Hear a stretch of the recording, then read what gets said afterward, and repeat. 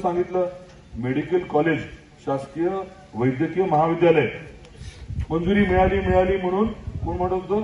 महाविकास आघाडीवाले. परंतु प्रत्यक्षात प्रवेश नाकारण्यात आले. त्यांनी डॉक्टरच आणले नव्हते.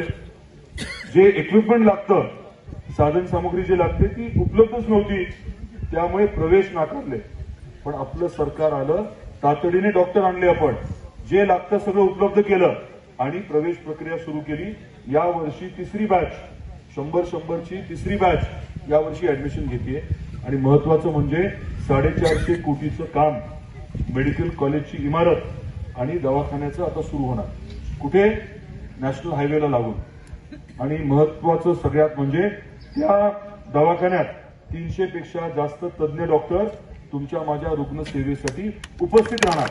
300 डॉक्टर. सिव्हिलला गेल्यानंतर डॉक्टर सापडतात का आपल्याला? पण इथे 300 डॉक्टर असणार आपल्या सेवेसाठी. एवढा मोठा फरक आपण करण्याचा निर्धार केला आणि आपलं सरकार असल्यामुळे या प्रत्येक विषयाला यश मिळतंय. कशामुळे? आपलं सरकार असल्यामुळे. केंद्रात कोणाचं सरकार आहे? राज्यात कोणाचं आहे?